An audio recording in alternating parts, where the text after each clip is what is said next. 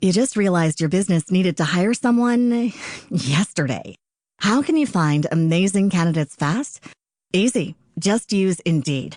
Stop struggling to get your job post seen on other job sites. With Indeed sponsored jobs, your post jumps to the top of the page for your relevant candidates, so you can reach the people you want faster. According to Indeed data, sponsored jobs posted directly on Indeed have 45% more applications than non-sponsored jobs. Don't wait any longer. Speed up your hiring right now with Indeed. And listeners of this show will get a $75 sponsored job credit to get your jobs more visibility at Indeed.com/ARTS. Just go to Indeed.com/ARTS right now and support our show by saying you heard about Indeed on this podcast. Terms and conditions apply. Hiring? Indeed is all you need. Get this and get it straight. Crime is a sucker's road, and those who travel it wind up in the gut of the prison of the grave. This time, a wrestler on the skids, a quick-change artist in an alley, and a girl with an eye for angles all met destruction because 100,000 easy bucks caught him in a stranglehold which none of them wanted to break. From the pen of Raymond Chandler, outstanding author of crime fiction, comes his most famous character in The Adventures of Philip Marlowe.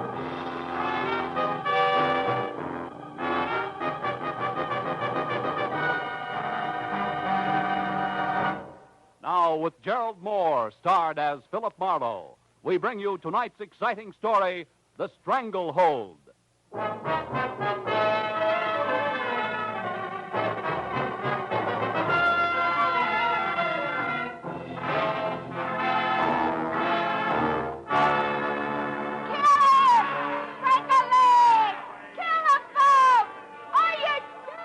Sometimes men climb all over themselves for a purpose, sometimes for relaxation, and most times for no reason at all. Take professional wrestling. I watched in the ringside while two gargantuan hulks contorted their features in mock agony and bulged muscles at each other on a mat surrounded by tiers of onlookers, screaming through their half-chewed popcorn. While the fans, as usual, howled for blood, booed the decision, hooted the departing contestants, and waited for the next comic act, laughingly called the main event. I went again over the letter I'd received 2 hours ago by messenger from one Manny Faber. It had included a ringside ticket to L.A. Wrestling Arena, a check for $200, and the request that I catch as much as I could stomach of the match between John, better known as Peachy Keen, and Jules Caesar, the Emperor of Brooklyn. After which I was to come to Faber's house for instructions that involved John Keene plus $100,000 of Manny Faber's money. So I watched a little closer as something that looked like a Sherman tank in a toga and leather sandals crowned with an olive wreath lumbered into the ring and sneered at the crowd. And since I'd long ago given up wrestling as a sport, I turned to the fan next to me wearing a derby on the bridge of his nose, waved a cloud of cigar smoke aside, and got some information. Oh, Caesar? You'll get your money's worth out of him, all right. Hey, what about this John Keene? How does he stack up? Peachy, you kidding? He's a bomb. Stinko. No show. A blink down. Look, they're fixing the ring up for him now. Get this. What's that, flowers? Yeah, peach blossoms. There's two peach blossoms all over his corner. What stuff 2 years ago, the stuff was okay, but now it's tired, you know what I mean? He won't even put on a show, little wrestler. He's still called a champ, isn't he? Champ! Him! He won't even give you a laugh anymore. He's afraid of getting his pretty nose bent. What a bum. Cecil, tie him up a notch. Here he comes, look. Yoo-hoo, Peachy! You bum!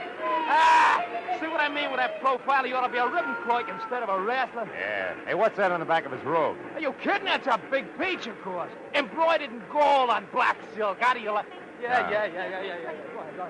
Hey, look, I hear them robes cost him $1,000 a piece. He thinks they make him hot stuff with the dame. Maybe they do. Who's the brunette in there talking with him? Should I know? There's always something like that. Now, look, pipe down, will you, man? You talk so much. Now, ladies and gentlemen, the feature event on tonight's program, a free-fall, no-limit contest of wrestling. In this corner, at 278 pounds, the outstanding contender from the Atlantic Seaboard and Emperor of Brooklyn, Jules Caesar. Are you kidding? And in this corner, at 225 pounds, the undisputed champion of the Western Hemisphere, John Peachy Keen. As The match got underway, and Peachy started out of his corner. A good-looking brunette shouted something at him that stopped him cold. He turned to glare at her, and Caesar slapped a hank on him that put Peachy flat on his back for fall number 1. 3 minutes later, with his head in a Gilligan, Peachy was well on his way to the mat again for fall number 2, which was enough for me, so I got up to leave. The brunette, I noticed, was leaving, too. And at the end of the exit tunnel, we came out side by side. You got a match? Huh? Oh, yeah, sure. Thank you. It's a mess, isn't it, huh? What's a mess? The way things are going inside there. Peachy ought to change his line of work, don't you think? Oh, what's it to you? A laugh so far. What's it to you? You said something to him that knocked him for a loop, baby. What was it? A personal matter. Oh, how personal? Oh, about like that. Thank you, and step down, Philip Marlowe. And you'd better step out, too, or I'll whistle for a John Don.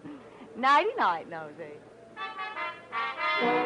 So saying, she flashed a couple of daggers at me from her snapping black eyes, spun on 4.5-inch red patent leather heel, and was gone. So I drove up to Hollywoodland and the house at 2000 Beechwood Drive, where I was to meet my client, Manny Faber. The house looked like a 2-room cottage from the street, but it ran for 3 stories down the backside of the hill. And all I did was touch the bell when the door flew open. You're Marlowe, am I right? Come on in, Marlowe. I'm Manny Faber, head of Faber Transcriptions Incorporated.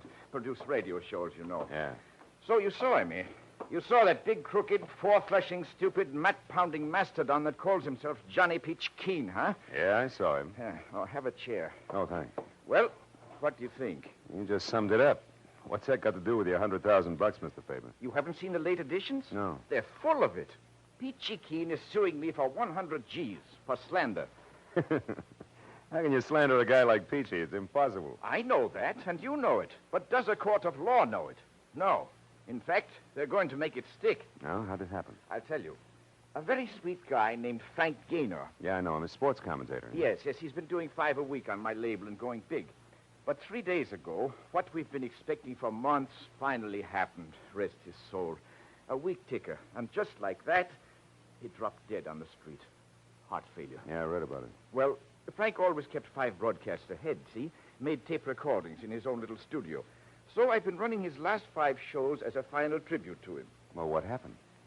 Yesterday, the whole 15 minutes of his broadcast was devoted to ripping apart John Peachy Keen. Here, listen. I've got the tape here on the machine. This is one part.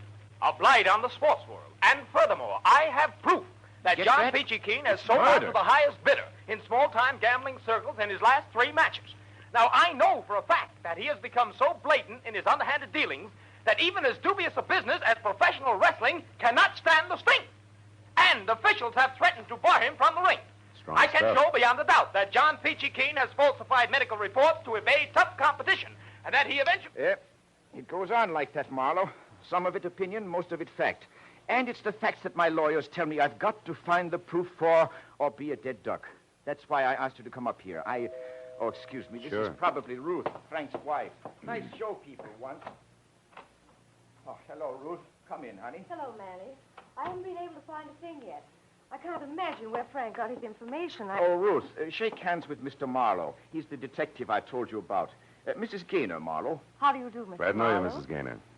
Manny, here's the key to Frank's private studio at 6122 Sunset.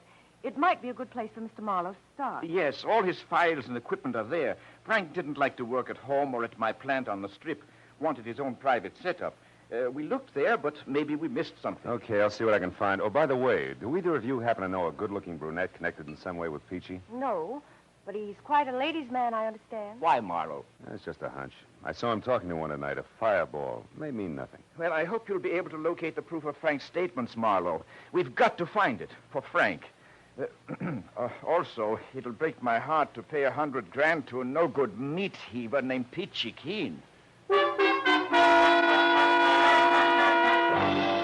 I promised Faber I'd keep in touch and left.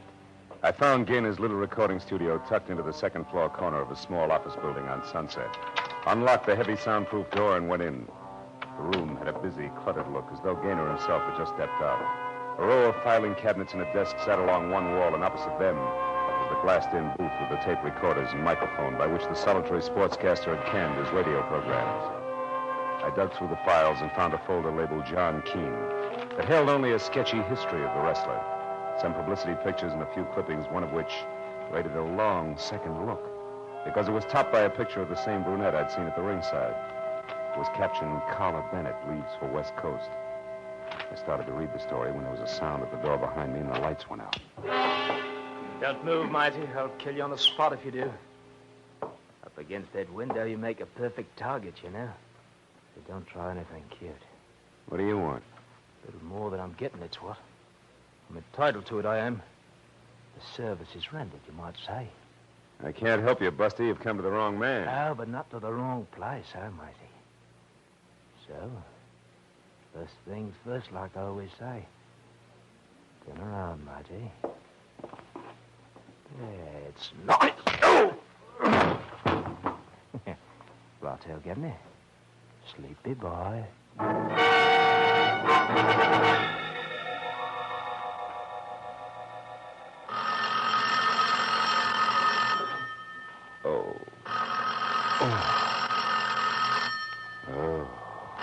All right. Don't rush me.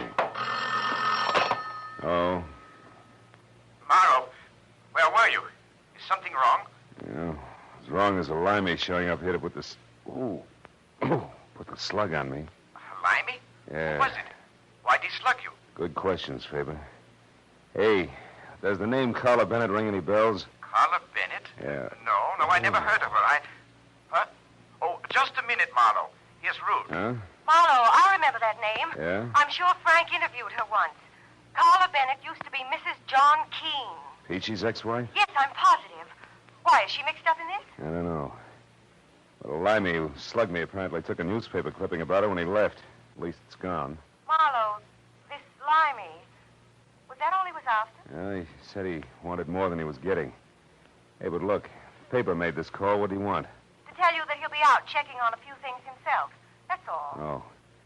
Oh, by the way, Ruth, any idea where this Bennett dame might be found? No, I haven't, Marlowe. No. I think she was staying at some woman's hotel on Vermont Avenue when Frank interviewed her at that time. Vermont. But that was over a year ago. Maybe she's a lady of habit. I'll try it anyway. Thanks, Ruthie.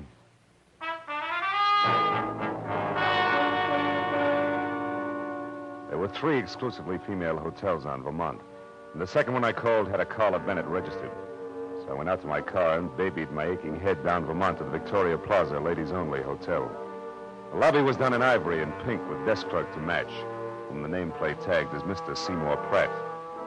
I started over but stopped when I spotted about an acre of peach-colored suede coat wrapped around John Peachy Keene himself, lumbering up the stairs at the back of the lobby. Mr. Pratt saw him at the same time and darted from behind the desk like an angry canary after a rhinoceros. Just a minute, you. This is a ladies' hotel. So what?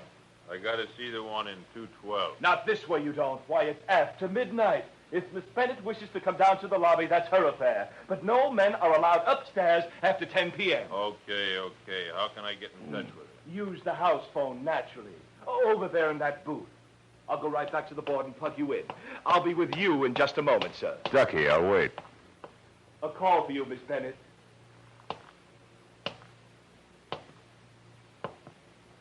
Good listening, huh? What? Now, see here. You know perfectly well you're not supposed to come back to this desk. This is for employees only. What about eavesdropping? Is that for employees only, too? Oh, why, how dare you Save it, accuse me of- Seymour. The guy in the booth there is a professional wrestler. If he finds out you're listening in, he'll tear your arm off and beat you to death with it. Better let me take over. Here, give me the earphone. Now, wait. Come a on, minute. give it to me. Hey, Okay. Now sit there like a good boy. Keep the key open and your trap shut. Was no surprise. Where are you now, John? In the lobby, in a phone booth. You better come down, Carla. No, John, I'm tired. Will you call me No, tomorrow? wait a We'll minute. What do you mean by that crack you made tonight when I was in the ring? Just what I said. I want a nice big slice of that 100,000 you're getting from Manny Faber. Why, you're crazy. What makes you think I'd give you one lousy penny? You will, gladly. You see, John, I know all about those visits you made to the Lyceum Theater. One of us come back to L.A., hasn't it, darling? Why, you sneaking... Oh, shut up. After the life you led me for 4 years, you big ape, I'm entitled to all I can get. And that'll be plenty. So I advise you to run right back now and tell your friend that I know all about your little scheme. And talk it over good, John. I'll be waiting to hear from you. All right. I'll do just that. And you're sure going to be sorry you stuck your nose into this one, Carla. Real interesting. Are you quite finished now? Yes, and you were a big, big help, Mr. Pratt. Oh, there he goes, peachy suede coat and all. So long, Seymour.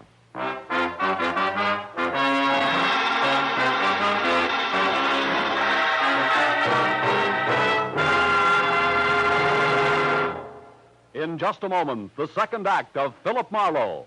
But first, Horace Heidt and his famous Youth Opportunity Program have joined Charlie McCarthy and Edgar Bergen, Red Skelton, Jack Benny, and the other top-ranking entertainers who make CBS Sunday nights a must. Enjoy these 30 minutes when Horace Heidt takes over on most of these same stations Sunday night this fall. Tune in this fall for the shows that you love best of all. Listen carefully. Here's the address. It's CBS. Now, with our star, Gerald Moore, we return to the second act of Philip Marlowe and tonight's story, The Stranglehold.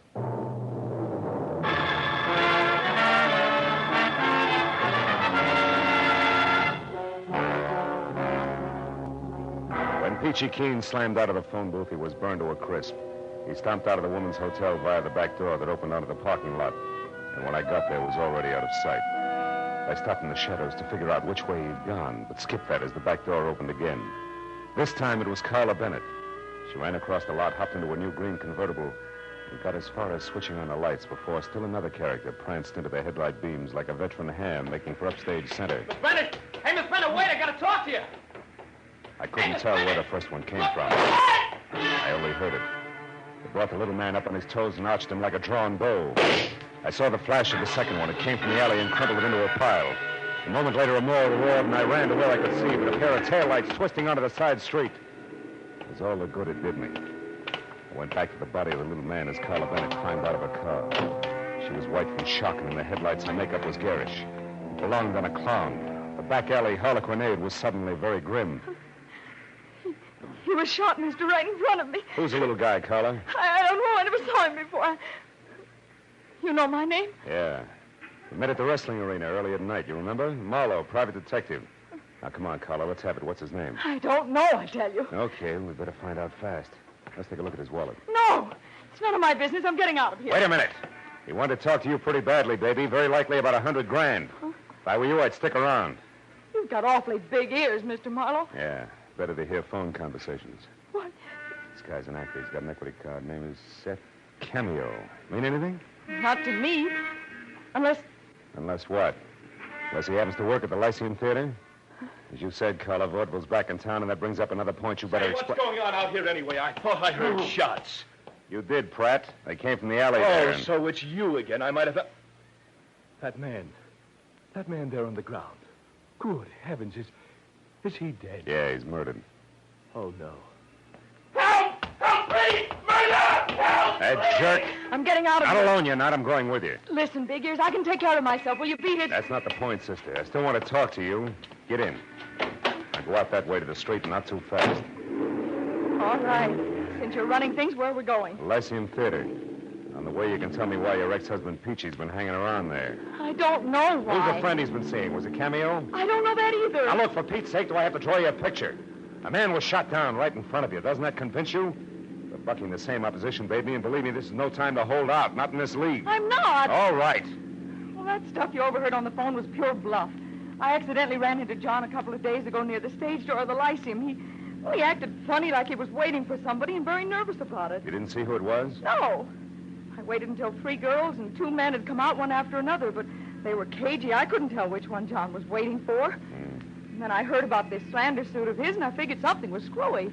So you took a swing in the dark tonight and connected, huh? Good and solid. When I told him on the phone to go back to his friend, I knew he'd be just stupid enough to do it, and that's why I came out so fast. I wanted to follow him and find out who else was involved before I got in too far. You're already in too far, baby. You got more nerve than good sense, even for $100 grand. You don't believe me? Ask Cameo. There's the theater. Park here. We'll walk over. Look, tell me something, Big Ears. Suppose Seth Cameo did work here. What's it going to prove? All depends on what we find to go with it. He was killed to keep him from upsetting the apple cart. One way he could have done that would be to have proof of what Frank Gaynor said in his broadcast about Peachy. Sure, but fitting a vaudeville actor at the Lyceum into that slot doesn't make sense. No, but... Yeah, there it is. Cameo's placard. We were right. Yeah. Seth Cameo, the one-man all-star cast. See Lionel Barrymore, Betty Davis, Harry Drucker, Humphrey Bogart, James Cagney, and many others. Denise Glenn played in a split-second changes by the world's most versatile one-man cast. Seth Sure, he was a mimic. A guy like that would have dialects, lots of them. So? So maybe Seth Cameo was the boy who slugged me in Gaynor's studio. He was careful to turn out the light first, and he threw that limey jive at me to toss me off the track. And what's more, he... Uh-oh, we got company. Where? There's a little geezer over there. What are you doing there?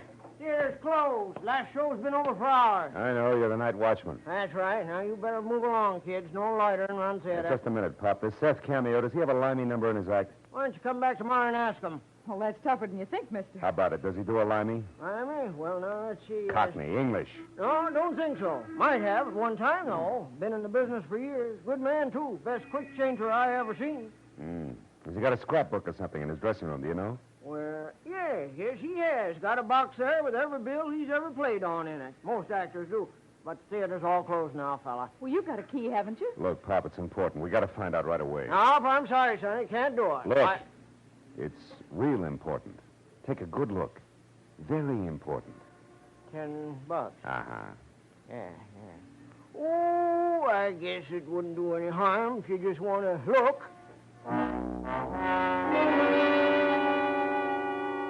The old man slid the 10 into his pocket like he wouldn't admit it even to himself. And led us in the stage door, down the stairs, and with his flashlight along the dark hallway to Seth Cameo's dressing room. He unlocked it, reached in, and turned on a tired little lamp, and pointed out a box on a trunk near the back. We picked our way over to it through a jumble of costumes that had been period pieces at the turn of the century. The box was lined with sentimental posters. And inside was a man's life, and stacks of programs and playbills. It began with a crisp current appearance and then ran back through all of Seth Cameo's dusty yesterdays. Didn't take long. Maybe 5 minutes. Here. This is it, Marlowe. Exactly what you're after. Let's see that. Parthenon Theater, Kansas City, September 1940. Seth Cameo of London. In Piccadilly Circus, His Majesty Navy Limehouse. Sure! This is it, baby. Seth Cameo and Limey were one and the same. And where does that get you? Yeah, it gives me an idea. It gives me one, too. You found what you wanted. Now, let's put everything back like it was and get out of here. In a minute, Pop. I want to check something else. Now, look, Sonny, this is dead against all rules. I'm getting jittery. Wait a minute. Hold it. I heard something upstairs. Did you lock the outside door, Pop? Oh, come now, fella. Be a sport. That's an old stunt that just won't work. That door's got a snap latch. Shut up. I heard it, too, that time. There is somebody up there. Huh? Yeah, you're right. Dad, blame it, I was afraid of something like this. Now, look, you two. You stay right here and don't touch nothing till I get back. You hear? I'll go see what it was. Better switch off the lights, Carla. The brakes are going against us. What do you mean? Well, all this after-hours theater business can't be coincidence. Whoever came in upstairs has trouble on his mind. Oh. You asked for a payoff, baby, and that's what you're going to get. Only the bank won't handle it. The morgue will. Hey, you. What you doing here? You the night watchman around here? Oh, Marlowe, it's John. How'd you get in Yeah, here? peachy keen. No pun intended. The girl that's in here. I want to see her. Oh, no. Take it easy. Here. Now, you go on. Get out. Don't lie to me, Grandpa. Her car's parked across the street. You know Keep I hear quiet. Thought she could be. Now, where is she? Come on, I mean business. Now, listen here. Don't you give me none of your sass, son. You just clear out there. Oh, Marlowe. Crazy old fool. You got the watchman. You better clear out, Carla. He'll be down here in another minute. Now, look, go up that way and cross the stage. Go to 2000 Beechwood. It's the one place Peachy won't go. Manny Favors. And stay there till I call. You understand? Never mind. Beat it, will you? Go on. Be careful, Big Ears. Carla moved off into the darkness. I saw at the other end of the hall the inquisitive beam from the flashlight poking into dark corners as Keen eased down the stairs.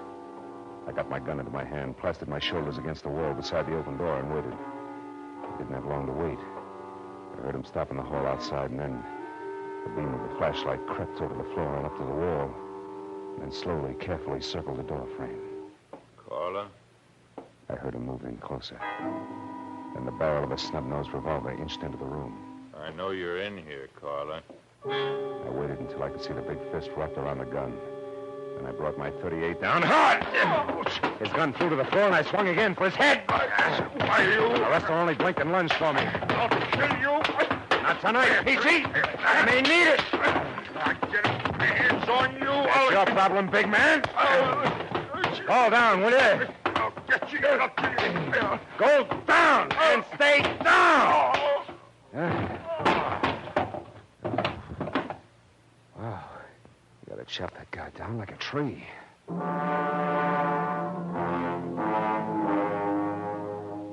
It had been short but vicious.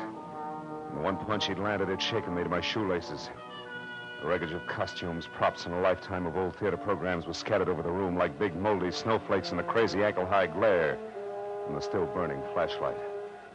As I sagged down onto a trunk to catch my breath, I saw something that brought me right back to my feet again. An illustrated program from the King's Theater in Buffalo that gave me a new slant on the whole mess. It billed Seth Cameo as the man with 1,000 voices, the perfect mimic. And the act that had followed him for a 30-week run was a girl whose face I knew well.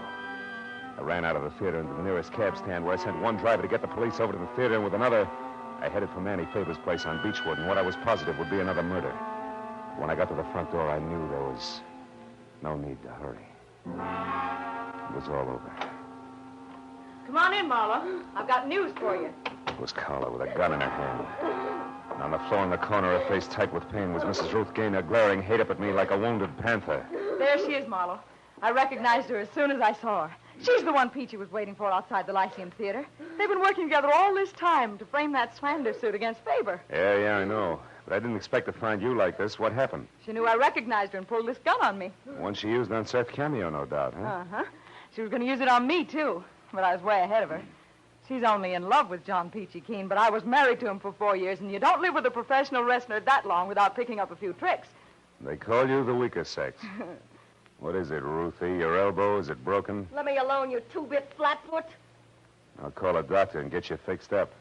For one reason only, I don't even like to see a black widow spider suffer.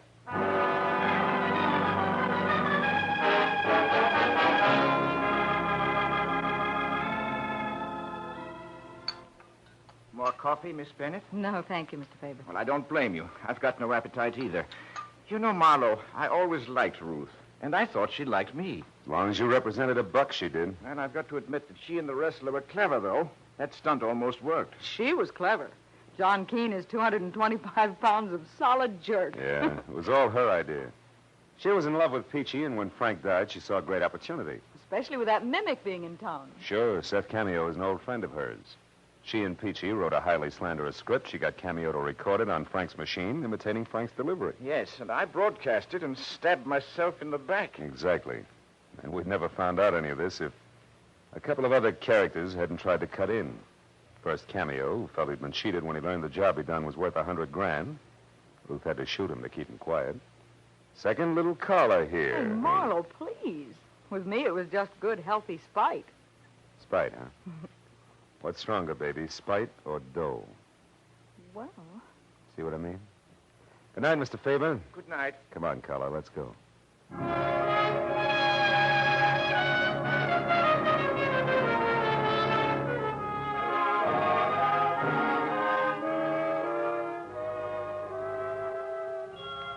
We didn't go home directly. We went on up Beechwood Drive, high into the Hollywood Hills, and parked where we could look out over the sparkling, sprawling city. And then we talked about Carla, her life, relative values, the city below us, and the dark hills above.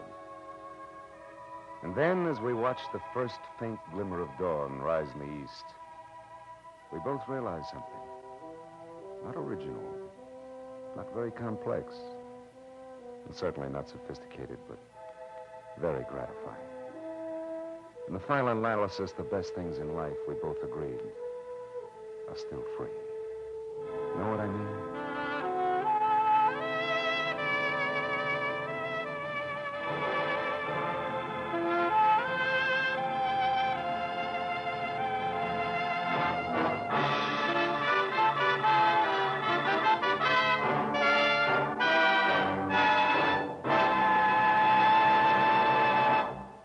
The Adventures of Philip Marlowe, bringing you Raymond Chandler's most famous character, star Gerald Moore, and are produced and directed by Norman McDonnell. Script is by Robert Mitchell and Gene Levitt. Featured in the cast were Vivi Janis, Ted Von Eltz, Charlotte Lawrence, Barney Phillips, Tony Barrett, Peter Leeds, and Junius Matthews. The special music is composed and conducted by Richard Orant. Be sure and be with us next week when Philip Marlowe says... I didn't know it, but I was caught in a smokeout that led from a search for a lady in black, past murder at a highway inn, to gunfire in a crumbling warehouse. And all for a girl already dead in the morgue.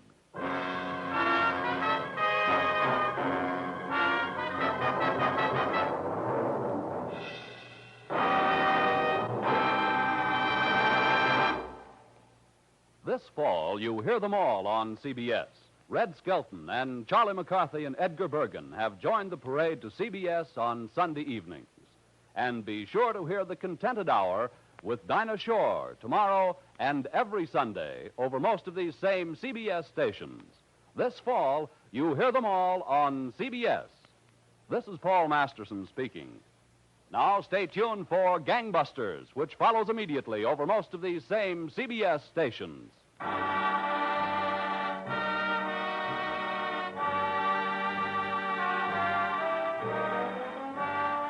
This is CBS, the Columbia Broadcasting System.